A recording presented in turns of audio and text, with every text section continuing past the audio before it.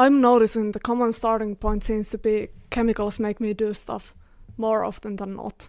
And that's why my aim here is to offer more options to what you already hold.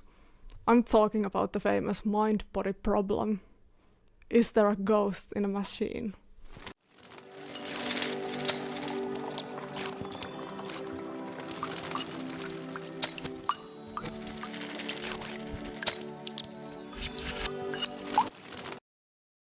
I'd rather have disempowerment than blame. It used to be the best thing I knew, and faced with the same choice I would probably do it all over again. Blame is still painful. Luckily there are more ways out of it than the theory of chemicals, more empowering ones. When I was growing up, my parents showed me a statistic of ice cream sales in Finland during the summer times, right next to the drowning statistics of those same summers. And these curves look pretty much the same. So she asked me, what do I think? Does ice cream cause people to drown? And I remember this clearly because I was small and I was squirming for her approval. And I knew it was a dilemma of some sort. And I said, no, I don't think so. Are these the warmest summers when there are most drowning and most ice cream sales? And she says yes. So I think we can all agree that we can look at the same data and draw completely different conclusions from it. And what I'm proposing in this video is that the biological change we see in human brain when we suffer in our minds is not the cause, but the result. And if this is the case, then no amount of biological research will take us to the answers. And you don't have to believe in the concepts I'm about to introduce in here. You can take it as a philosophical standpoint of some sort, but in all fairness, I do genuinely believe in all these things I'm about to say.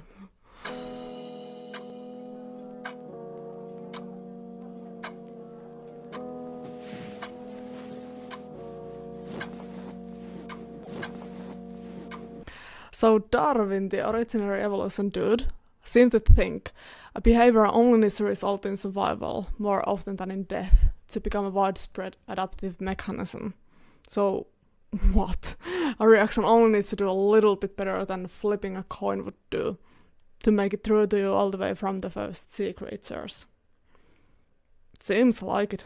Classic example, spread wide enough to cover all of the animals, us included, is the reaction to inescapable shock, to freeze. If we are prevented from fleeing and prevented from fighting, we will freeze. And it is perfectly adaptive thing to do. It serves our potential to survive for a few more moments. We all hold capacity to produce this type of response, and it dates far back. Animals that get shocked will flee. That is if they don't have an experience of being shocked without an opportunity to flee. See, we are fully equipped in recording all events and all of our responses to them as well. And we'll just pick up the last stuff that seemed to work for us. We shall call these skills remembering and learning. So if you were trapped in any way with limited options at hand, it would make perfect sense you'd keep still for a few more moments. Like you had far less options than you do. The brain system you are using for threat responses doesn't really know how to process time. We don't have one brain system either, we have multiple ones, all of which we pass through the initial round as babies. And the one that gets to keep this entire animal alive gets to have the most power whenever. It gets an overall view of all the sensory data you are able to gather from external world and all the stuff from internal world as well, all the other brain systems, your entire body, all of it. And that's your basic introduction to the limbic system. You're welcome, and there will be more of that on this channel, because that's the core, and I love it. Our brain has developed from inside out, and the earliest structures we share with reptilians, parts on top of that with the rest of the mammals, and up here, I guess this is what it's to be human. All behavior is goal-driven, and the most important goal is always to survive. That's a huge trial and an error to build upon. And we are the task force. Just like everyone was before our times. This quest has never stopped, you know? So here's the theory. How it would all turn out if we were to put it all on a timeline. For purely entertainment purposes and what is my disclaimer? Insane shaman things only. I'll provide the damn research. It's just, I don't think anyone's gonna listen to me during my lifetime. But I'm just gonna do this anyway.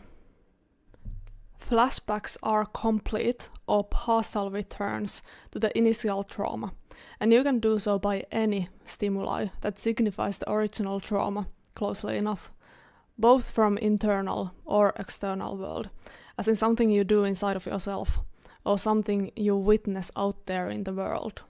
A 30-year-old veteran from war could hear a sound of a firecracker at New Year's Eve and return to the mind, the brain, the chemistry and the reality from a decade ago and react like they were in a war zone here and now. They'll temporarily lose the benefit of prefrontal cortex and act like our early ancestors would. Part of them responds like they were 20 and someone is about to shoot them, because they have this experience and therefore they know how to respond like this. What people don't appreciate is what's more threatening to a human than war trauma for an adult is a separation from primary caregiver for an infant. During the early formative years, we sequence through the earlier brain structures, activating, developing and gaining access to them for later use. Early trauma sites become fixed focal points in these structures, which can later be reactivated. The trigger would be separation, experienced one or anticipated one. What happens is we keep reading adult people who do this and return to that early reality, as if they were people who are creating unreal reality. How babies' experience is different from adults, and we've forgotten unconscious level. Ever seen an anxious person claw their own face?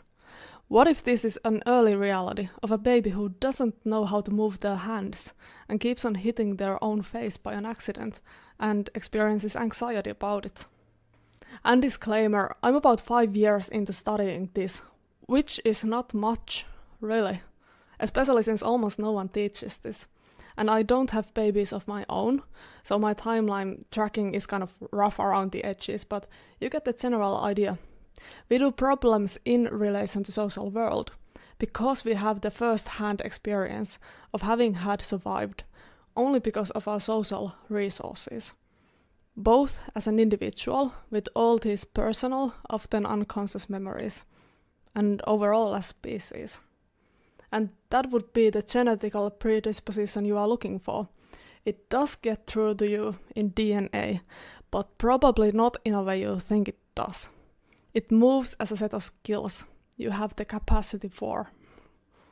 The most important takeout from all this is removing psychotic person from any contact to their first caregivers provides similar relief than removing war veteran from loud environment does.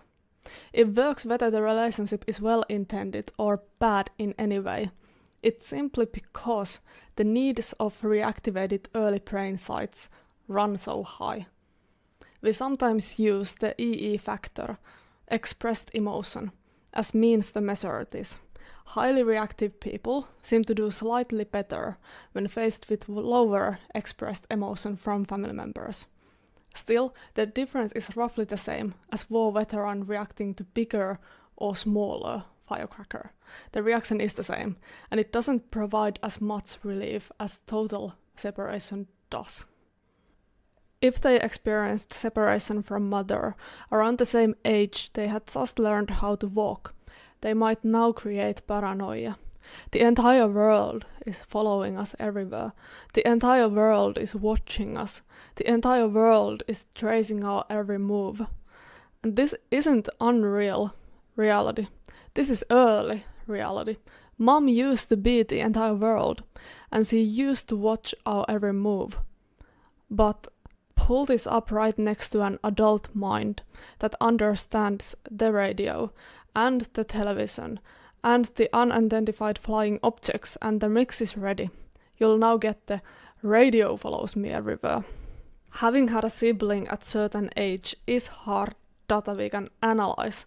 We can tell the exact date, exact age from statistics, and it is not ambiguous at all.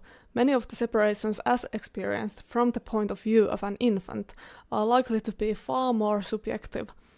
Or maybe their dad cheated on their mom, and no one knows or admits if it was June or July or the entire summer, and therefore it is less exact data to pinpoint the exact developmental stages from. And I keep on waving this book because what it has inside of it is a very fine proposal for how to run the pilot studies on extreme states of human mind, and yes, how to analyze the data if we consider social world as the main trigger, after all. So we've come a full circle. What can I say? This rounds on me. I ran amok, but I ran back too. And I'm here now. Ghost in a machine. More like soul on an engine. Let me know what you think.